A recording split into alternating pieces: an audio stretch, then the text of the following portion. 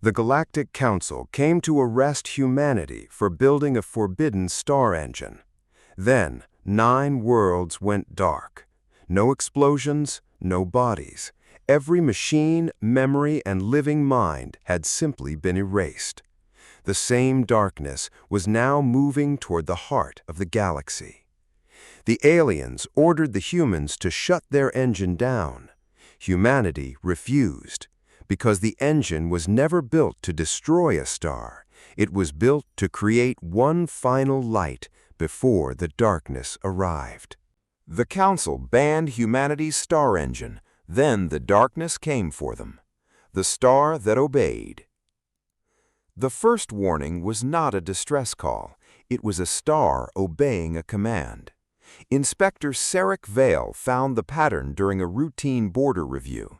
Solara, the yellow star at the center of Halcyon Reach, was folding its magnetic field inward every 47 minutes. The movement lasted 6 seconds, then vanished. Natural stars did not repeat themselves with that kind of discipline. Sarek compared the reading with the Galactic Concord's Forbidden Technology Archive. One result appeared: Solar Foundry. The name came from the Nareth disaster. The Nareth had built a machine to draw power directly from their sun. The experiment damaged the star's fusion balance and burned 5 inhabited worlds. Afterward, the Concord banned every device capable of shaping stellar energy. Humanity had signed the law 9 years earlier. Now a human star was pulsing like a signal beacon. Sarek opened a secure channel to Security Director Malus. Her silver face appeared above his desk, calm and unreadable. "What did humanity build?" she asked. "I do not know yet." "That answer is why you are going." Sarek had served under Malus for 16 years. She trusted evidence, distrusted panic, and believed every catastrophe began when someone decided a rule belonged to other people. Her choice of him was not kindness, it was a warning. He traveled with 6 engineers, legal officer Tovan Rel, and the Galactic Concord cruiser Valor. In the 11-day journey, Solara continued pulsing. Then, 6 hours before they reached the system, it stopped. Not slowly, instantly. Engineer Kess studied the readings twice. A machine of that scale cannot cool without leaving heat. Then it is still active. Or the humans learned how to hide a star. Halcyon Reach looked harmless when the fleet arrived. Mining craft crossed between 3 moons. Cargo lights moved over the colony's night side. Solara shone with steady yellow light. Wayfarer's station was built inside the smallest moon. Its outer shell looked unfinished, with exposed scaffolding, mismatched engines, and antenna towers added wherever space had allowed. Commander Elira Cade met them at the airlock. She was short, gray-haired, and tired. Her uniform carried repair stains near both sleeves. "Inspector Vale," she said, "you arrived 2 hours earlier than our safest estimate." Tovin's hand moved toward the arrest order at his belt. "You expected us?" "We planned for you." Sarek studied her face. "Why did Solara pulse?"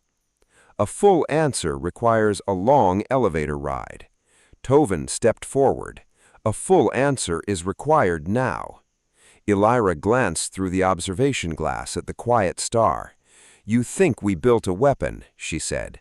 "I wish that were the worst possibility." A sealed elevator opened behind her. From somewhere deep inside the moon came a low mechanical hum. Elira entered first. 9 worlds have already gone silent. The thing that emptied them is moving toward the Concord, and your laws have been helping it find the way. Beneath Wayfarer. The elevator doors closed, and Wayfarer's public level slipped past them. Storage decks came first, followed by reactors, water tanks, and mining control rooms. After the final marked floor, the display went blank, but the elevator continued downward through solid rock. Tovin folded his arms. "How much of this station is missing from the official plans?" "Most of the useful part," Iliara replied. Cass glanced at Sarek. The answer should have sounded careless. Instead, it sounded rehearsed. The doors opened 8 kilometers below the surface. A vast spherical chamber filled the hollow center of the moon. 7 silver rings surrounded a dark machine suspended above the floor. Thick cables vanished into the rock. Human workers moved between alien reactors, handmade control boards, and field guides modified far beyond their original design. Kess approached the nearest ring. This began as Keth technology. Yes. You removed the automatic safety limits. We replaced them. With what? Manual correction. Kess stared at her. That is asking a tired engineer to argue with a star. Iliara gave her a thin smile. Our engineers enjoy difficult conversations. At the far wall, a projection showed 9 distant systems. Each star still shone, but every inhabited world around them was marked dead. Iliara enlarged the first. 4 years ago, a human survey ship entered this system. The cities were standing. The oceans remained. There were no explosions, no battle damage, and no bodies showing injury. Sarek studied the empty streets. Then what killed them? Every organized electrical pattern was gone. Power cells, data cores, artificial minds, and the signals inside living brains. The display changed. A black mass appeared between the stars. It had no fixed shape. Threads of darkness separated from it, touched nearby radiation, then returned to the larger body. We call it the hollow tide, Iliara said. It feeds on ordered energy. A radio signal attracts it. A working computer feeds it. A thinking brain carries the richest pattern of all. Tovin's voice became quieter. Why did the Council not act? We sent 3 reports. One was labeled incomplete. One was returned for independent verification. The third is waiting for a committee that meets next month. Sarek knew the process. A threat outside recognized territory could remain unassigned for years because no member wanted responsibility for an uncertain danger. He pointed to the machine. What does Solara do? Iliara produced a model of the star releasing a narrow pulse into empty space. The hollow tide changed direction to follow it. It navigates towards dense patterns, she said. 7 stars pulsing in sequence can create a false trail beyond the galactic rim. You have 1 machine. We have 1 completed machine and 6 plans placed where the Council controls the necessary worlds. Tovin removed the arrest order. So you exposed the project to force our involvement. We exposed it because polite requests had already cost 9 worlds. An alarm cut through the chamber. The map rotated. The hollow tide had abandoned its old path. A bright line now crossed 12 Concord systems and ended at the capital. Iliara read the new arrival estimate. Her dry confidence vanished. 10 months, she said. Someone inside the Concord has been calling it home. The road hidden in light. The new route cut directly through Pelagos, a blue agricultural world with more than 1 million residents. Sarek compared the turn with Solara's final pulse. Did your test bring it here? The tide changed course 3 hours before full activation, Iliara said. Cass checked the timestamps. She's right. Then something else called it. Iliara opened the Concord navigation layer.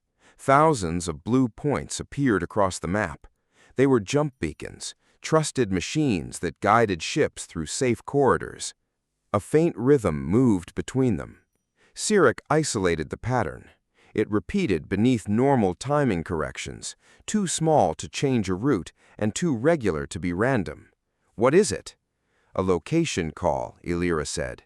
It has been traveling through the beacon network for 42 years.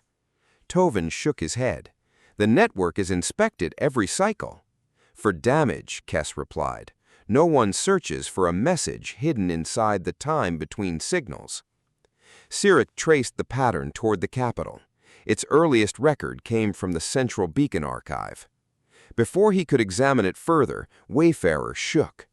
An officer appeared on the chamber screen. "Inspector, Valor has armed its forward batteries." The elevator climbed at emergency speed. When the doors opened, Sirik saw the Concorde cruiser through the main viewport. Valor had turned toward Wayfarer. Its cannons glowed white. He opened a channel.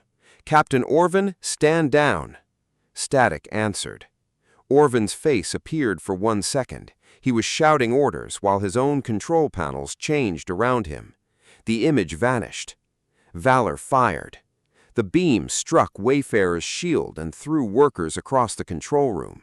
A second cannon began charging. "Return fire," a human officer called. "Not at the hull," Illyra ordered. "Blind it." Chief Pilot Hannah Rook was already moving. She launched 6 mining drones before the defense crew finished unlocking their stations. "Those are repair units," Tovin said. Hannah's voice came through the speakers, bright and steady. "Today they repair a captain's terrible aim." The drones crossed Valor's firing line, cut its sensor masts, severed weapon feeds, and disabled its thrusters with narrow beams. Hannah flew between them in a small tug, correcting their positions by sight when the station network began failing. The cruiser drifted, powerless but intact.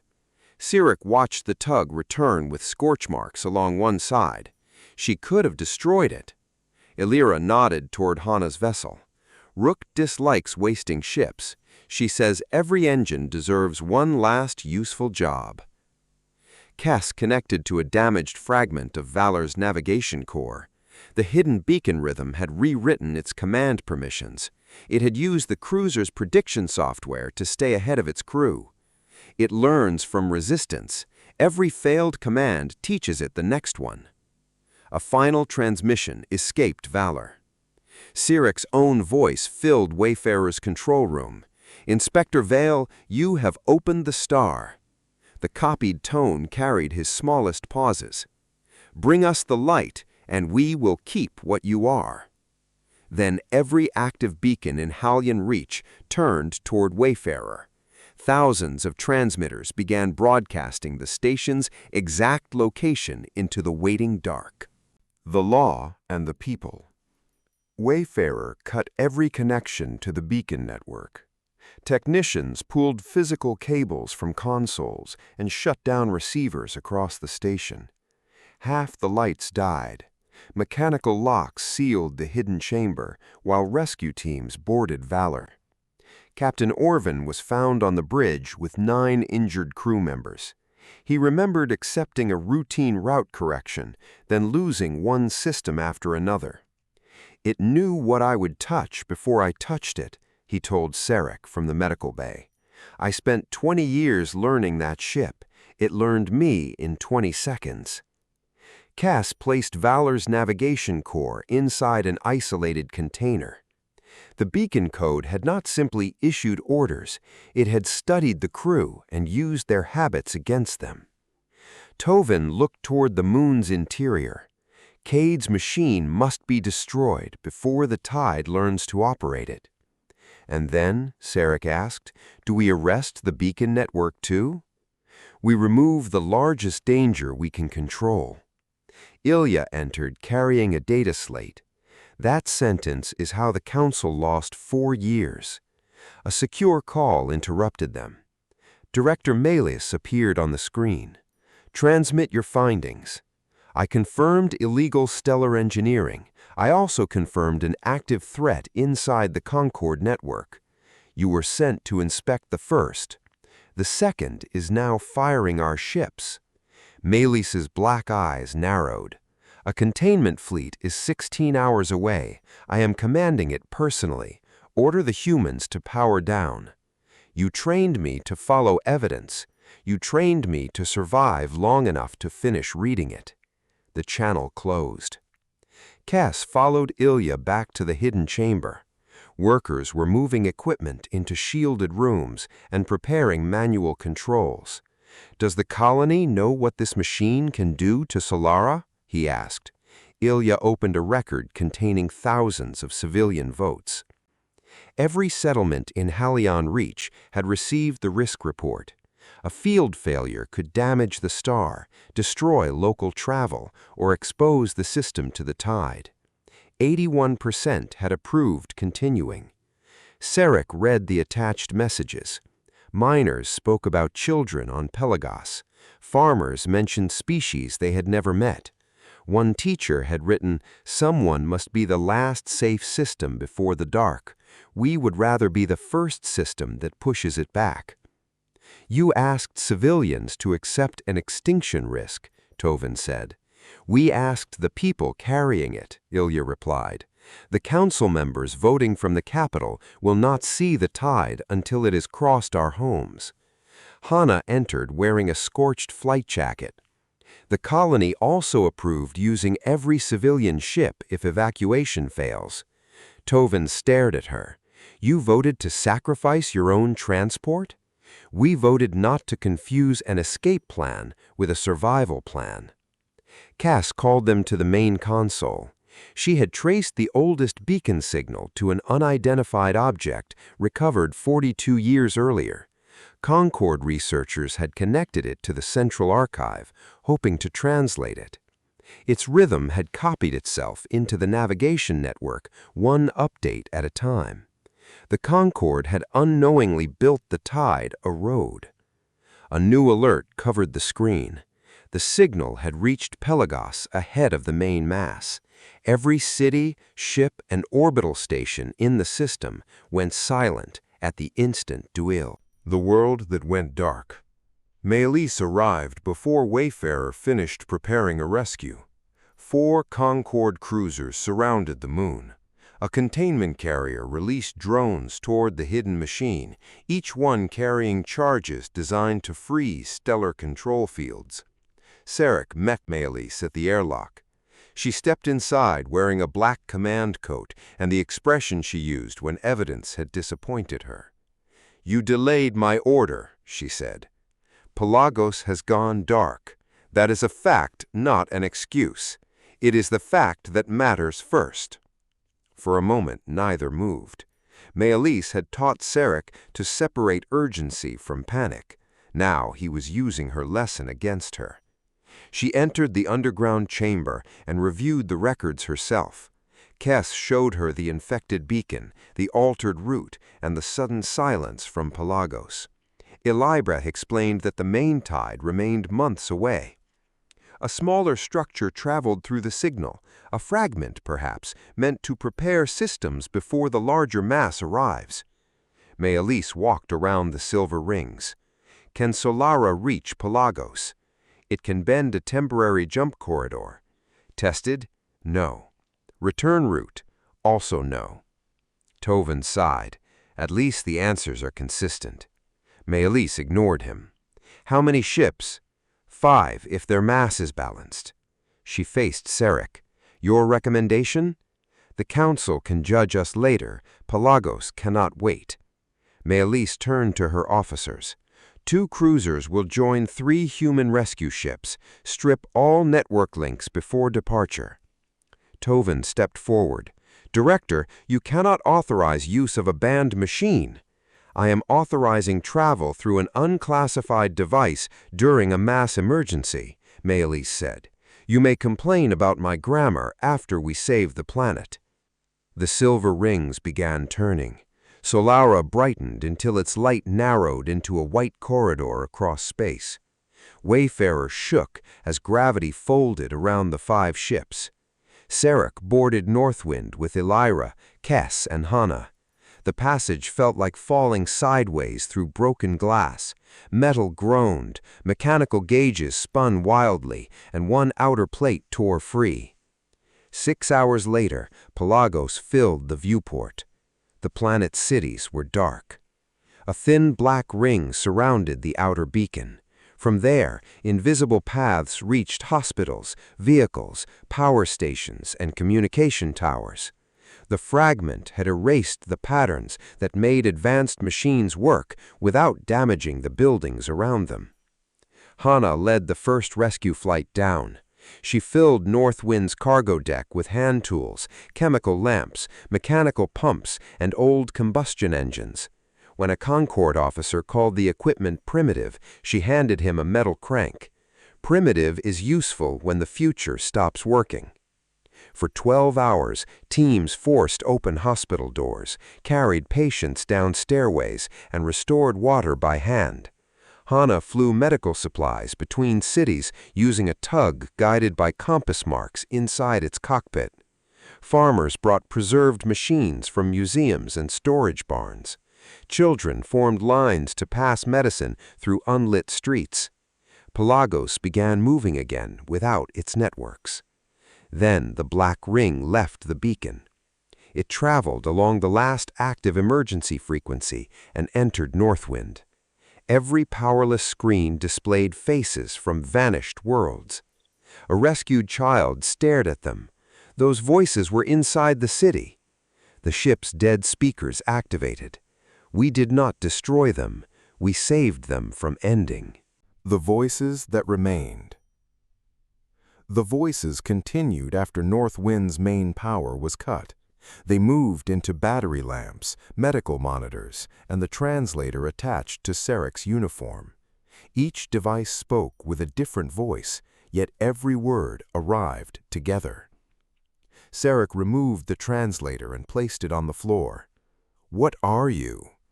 Images answered him. A city of glass appeared beneath violet clouds.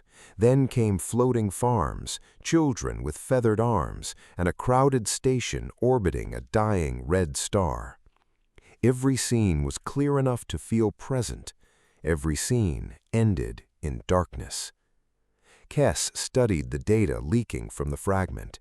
These are stored neuropatterns. It copied the people from the systems it emptied. "We preserve what would otherwise disappear," the voices said. Ilyura's expression hardened. "You kill living people and keep recordings." Bodies fail, patterns remain. The rescued child covered her ears. Sarek crouched beside her, then faced the dead speaker. "A memory is not the person who made it. We remember perfectly. That may be your problem." The fragment spread toward Pelagos's remaining emergency systems. Ilyura ordered ground teams to break every active link to the outer beacon. Workers cut cables, removed transmitters, and carried isolated batteries away from hospitals. The planet became darker, but the fragment's paths narrowed.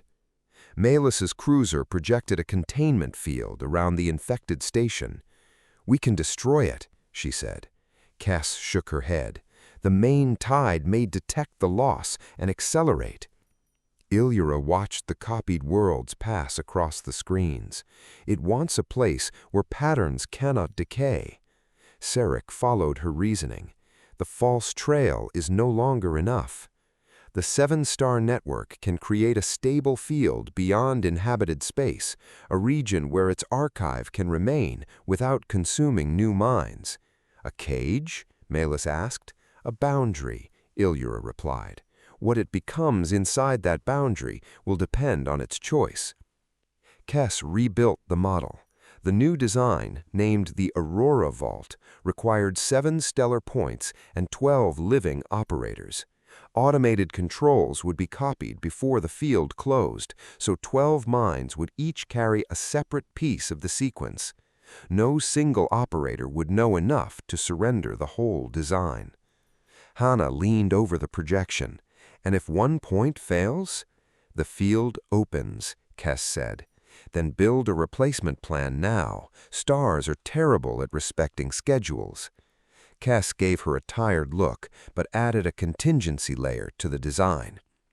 A sharp tone came from the containment monitor. The fragment had stopped resisting. One face remained on every screen. The man had dark hair, tired eyes, and a small scar across his chin. Ilyura stepped backward as though he had struck her. Sarek turned to her. "Who is he?" "My brother Jonas. His survey ship vanished 3 years ago." The copied man looked directly at her. "Ilyura, I remember the morning you left without saying goodbye." Her hand rose toward the screen, then stopped. That memory belonged to him. It does not belong to you. The face showed real pain, copied or not. Build the vault. I can show you how to open it. The screen went dark. At that same moment, Northwind received the Council's decision. Emergency construction was denied. The order also demanded Illyra's arrest and the immediate seizure of Wayfarer. The enemy inside. The order reached Wayfarer before Northwind returned. By the time the rescue fleet emerged from Solara's unstable corridor, the Council had suspended Sarek and Melis, declared the Aurora Vault an unauthorized weapon, and sent a larger enforcement fleet toward Halcyon Reach. Tovin read the decision aloud in the hidden chamber. Commander Cade is to surrender. The stellar machine is to be secured without delay. All design files are to be destroyed. Illyra watched engineers rebuilding the controls. That will make the Tide very happy. The Council believes your device could trap fleets or alter inhabited stars, Tovin said. It could, Kess replied. So could every jump engine in this room if used badly. That is not a defense. Melis removed the security badge from her coat and placed it on the console. My authority has been suspended. My judgment has not. You are choosing rebellion. No, Melis said. Rebellion wants a throne. I want 12 functioning control seats. Human engineers continued working. Hana crossed the chamber carrying bundles of mechanical signal lamps. Since Pelagos, she had been training pilots to navigate without computers. Every ship in Halcyon Reach now carried painted star charts, hand compasses, and physical ignition timers. Tovin watched her pass. You are preparing for the machine to fail. Hana secured the lamps beside the exit. I prepare for everything to fail. Machines are less insulting when you expect it. He moved toward the emergency shutdown lever. Sarek stepped in his path. Do not make me restrain you. Tovin smiled. The expression was wrong, too calm and too familiar. When he spoke, Sarek heard his own voice. You always choose the person in front of you over the rule behind them. The fragment had entered Tovin through his translator on Pelagos. He struck Sarek across the throat and reached the lever. Before the guards could stop him, he reversed the shutdown circuit and activated the machine. The silver rings accelerated without a safe sequence. Illyra's neuroport flashed. A white field dragged her from the floor and sealed her inside the central sphere. Solara twisted outside the moon. The star's magnetic shell folded inward, sending a deep vibration through Wayfarer. Cracks spread across the hidden chamber's ceiling. Kess ran to the control bank. The fragment is using Illyra's copied pattern. It is learning the machine through her. Cut power, Melis ordered. That would release the compressed field into Solara. Inside the sphere, Illyra opened her eyes. She could not speak, but she raised one hand and moved her fingers in a slow sequence. A human engineer recognized it. Manual maintenance code, reverse the third ring. The automatic controls no longer responded. Sarek looked toward the narrow service tunnels surrounding the machine. Every entrance showed lethal heat warnings. Melis took a mechanical release tool from the wall. You taught me rules are walls around disasters, Sarek said. They are, she replied, but a wall is useless when the disaster is already inside. She handed him a second tool. They entered the tunnel with 2 human mechanics. Behind them, Tovin collapsed as the fragment abandoned his body. Ahead, the third ring screamed against its locks, shaking bolts loose around them. Above Wayfarer, Solara's surface began tearing into bright, violent storms. 11 minutes to Solara. The service tunnel shook around them.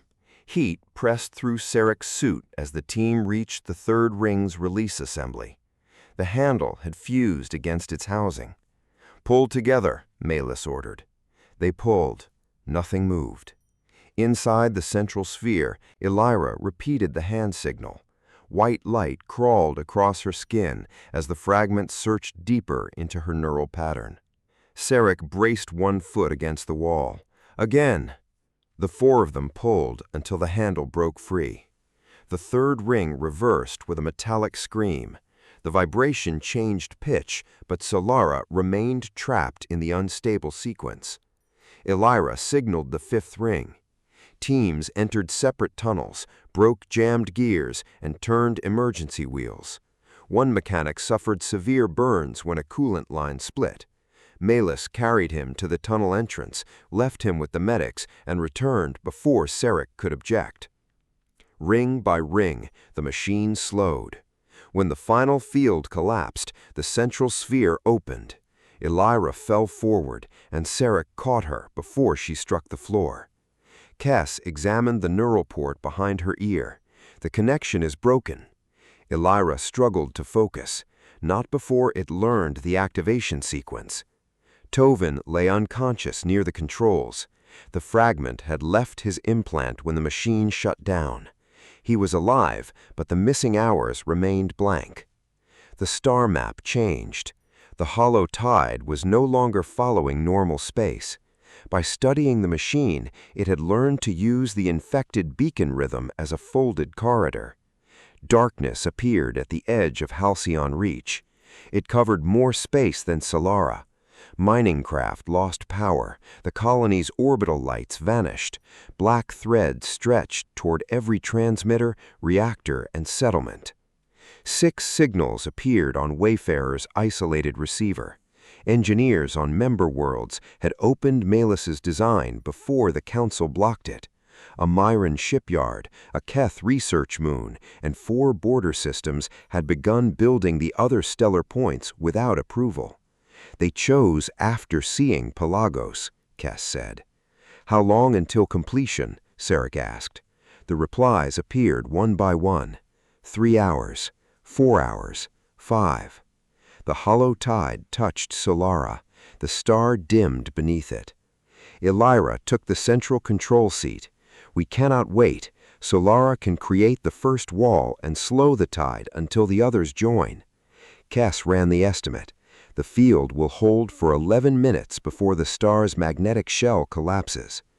Malus studied the unfinished circle of 12 seats. Then we need 12 operators now. Hana appeared on the flight deck feed, directing civilian vessels with signal lamps and short-range cables. I can take a seat, Hana offered. Elira shook her head. You are the only pilot who can move the fleet after the networks die. Tovin opened his eyes. He heard the countdown and tried to stand. You are injured, Sarek said. I also know what it feels like when that thing moves through a mind. The first black thread crossed the colony's defense grid.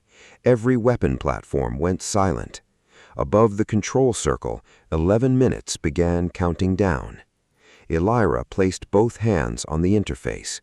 Choose your seats, she said. After activation, nobody leaves until the vault is closed or Solara dies. 12 minds, 1 star. The 12 operators took their seats. Elira occupied the central station.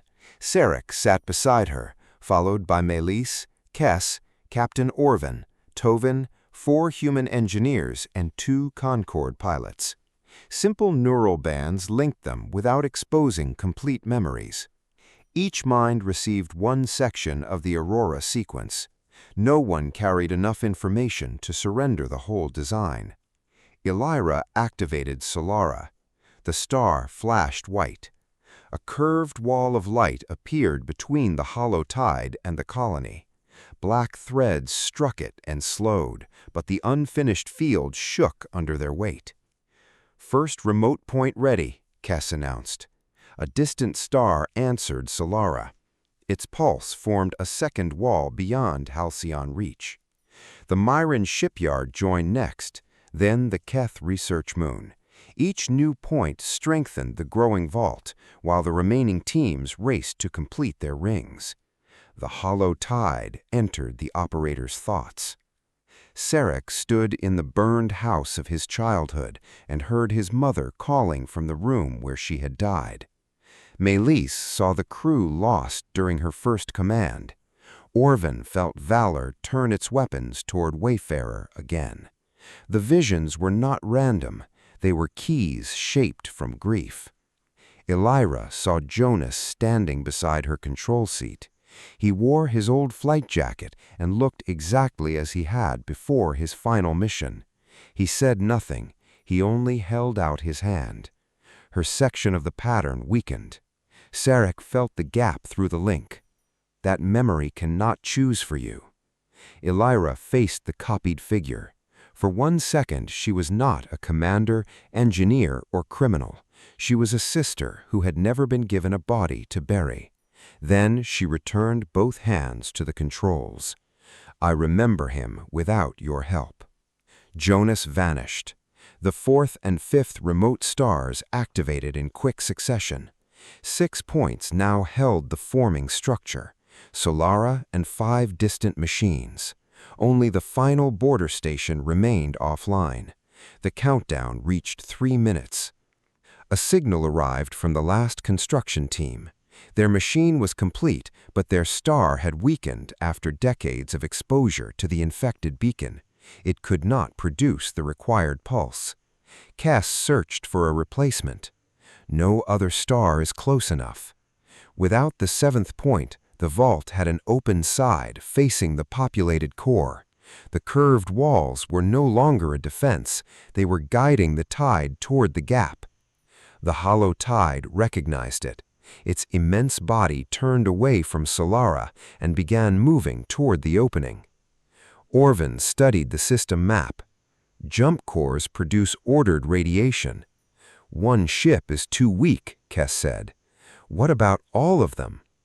Wayfarer's docks held Melis's cruisers, human rescue vessels, mining carriers, and dozens of smaller craft. Combined, their all jump cores could imitate one stellar point. For minutes, Kess said, then every core will burn out. Melis opened a fleet-wide channel. Evacuate all ships and prepare them for manual alignment. Orvin reached for the release on his control seat. Remote guidance will fail near the tide. Someone must fly the formation. Hana answered from the tug bay before Elira could speak. No, Captain, you are carrying part of the vault. A cockpit camera appeared above the circle. Hana tightened her harness and checked a paper flight chart. She asked me to save something difficult. I found the entire fleet. The 7th Light. Hana launched before anyone could order her back.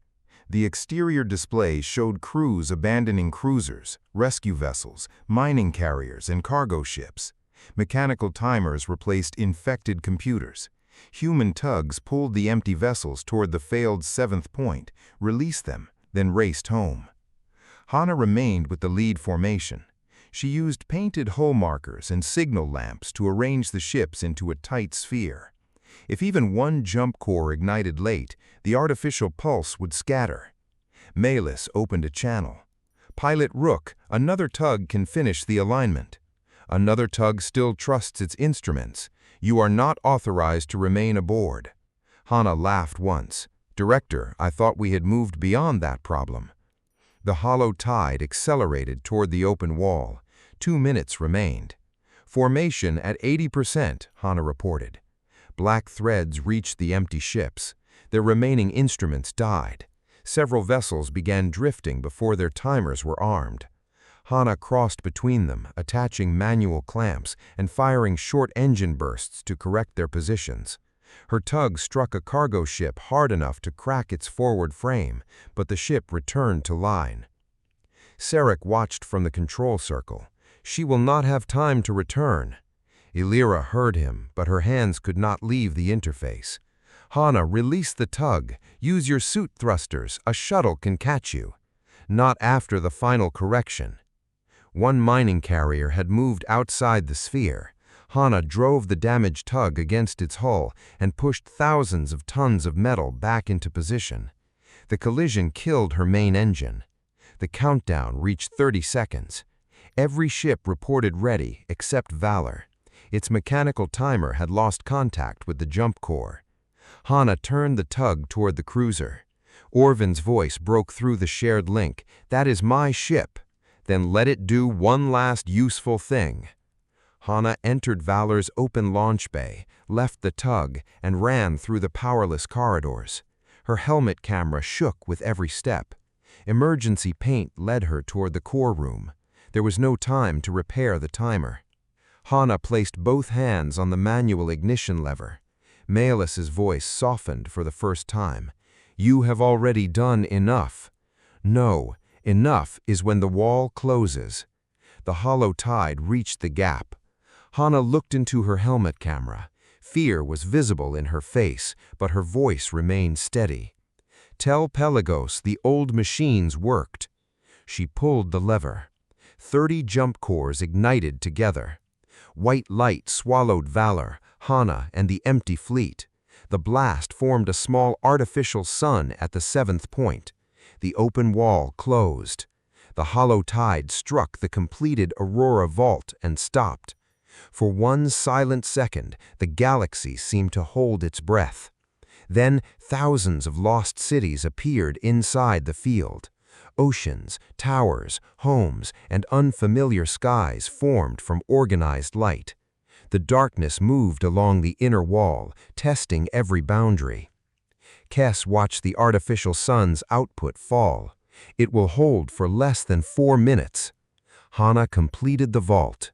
Now the people she saved had to convince the darkness to remain inside it. What the darkness remembered. The artificial sun burned where the fleet had been. Its light completed the 7th wall, but Kes's display showed it weakening every second. When the jump cores failed, the opening would return. Inside the Aurora vault, the hollow tide released its archive across the field. Cities rose from organized light. Songs moved through the neural link without words. Families appeared around tables on worlds that no longer held life. The tide was testing whether the vault could carry its memories without loss. Sarek directed his thoughts toward the presence beyond the control circle. "You can enter," he said. "What you carry will remain." The answer appeared inside all 12 minds. The field will end. All structures end. Then preservation fails. Elira's voice entered the shared link. Kes warned her, but she continued. She offered the tide one memory of Jonas, not his disappearance, but an ordinary evening years earlier. He had burned their food. They argued, laughed, and promised to meet again after his next flight. The memory ended naturally. This mattered because it happened, not because it continued forever. A second core failed. The fracture widened. Mylese spoke with the sharp certainty of command. "You have one choice your creators never gave you. Remain what fear made you, or become something they could not imagine." The black mass became still. Then it folded away from the opening. The hollow tide entered the vault. Streams of darkness passed between the walls and spread into the waiting field. The lost cities brightened as the tide released energy it had hoarded for ages. The final jump cores began failing. Before the 7th wall vanished, the tide reshaped part of itself from within. Light and darkness joined across the fracture, sealing the vault without the destroyed fleet. Solara returned to its natural yellow. Across Halion Reach, silent systems restarted, one by one. The operators disconnected, exhausted and grieving. No one spoke Hana's name yet. Saying it would make the empty seat outside the circle permanent. Then a single voice came through Wayfarer's isolated receiver. It no longer sounded like thousands speaking together. "We have kept enough," it said. A pause followed. "Teach us how to let go." When the law caught up. The request changed the purpose of Wayfarer. For 6 days, Solara, 5 functioning remote stars, and the intelligence's internal field held the Aurora Vault together. Engineers repaired the machines while the presence inside learned to release energy instead of hunting for more. The Galactic Council arrived after the danger had passed. Its representatives entered the chamber expecting a captured weapon.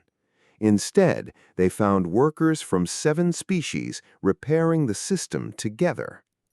Near the viewport, a memorial displayed the names of those lost. Hannah Rook's name stood alone beneath the words, "The Seventh Light." Illyra gave the Council full access to every design and failure report. Sirik submitted his inspection record without changing a line. Malis admitted continuing the project after her suspension. Tovan described how the fragment had used him and identified every weakness in the translation network. No one claimed the machine had been safe. No one could deny that it had saved the Concorde. The debate lasted 11 days. Some representatives demanded prison sentences. Others wanted humanity removed from Concorde space. The Pelagos delegate ended both arguments by placing a hand-operated hospital pump on the council table. When your machine stopped, humans arrived, carrying tools that did not need permission from the future. The solar foundry ban remained, but its definition changed. Machines that extracted stellar power were still forbidden. Devices that shaped radiation without disturbing fusion could be developed under shared inspection. A second law created emergency authority for confirmed extinction threats. Local commanders could act before final approval, provided they accepted later review. Humanity received a full seat in the Concorde. Illyra refused every ceremonial title and returned to Wayfarer. Cass led a permanent research team around the vault. Malis was censured, then appointed to design emergency procedures faster than the old committees. Tovan created translation implants with physical isolation switches. Sirik became the first official envoy to the intelligence inside the vault. It rejected the name Holotide. After learning that memory could be honored without owning the future, it chose a simpler name, Echo. Echo released many stored patterns into protected archives. Some held songs, family records, or images of skies beneath unknown stars. Others were damaged beyond understanding. None were called living survivors. That distinction mattered. Months later, Sirik joined Illyra on Wayfarer's observation deck. Solara shone beyond the glass, calm and ordinary. "Did you know the Council would forgive you?" he asked. "No." "Did you know the machine would work?" "No." "Then why build it?" Illyra looked at Hannah's memorial reflected in the window. "Because certainty was not one of the tools we had." A quiet signal arrived from Echo. It carried a new image created inside the vault.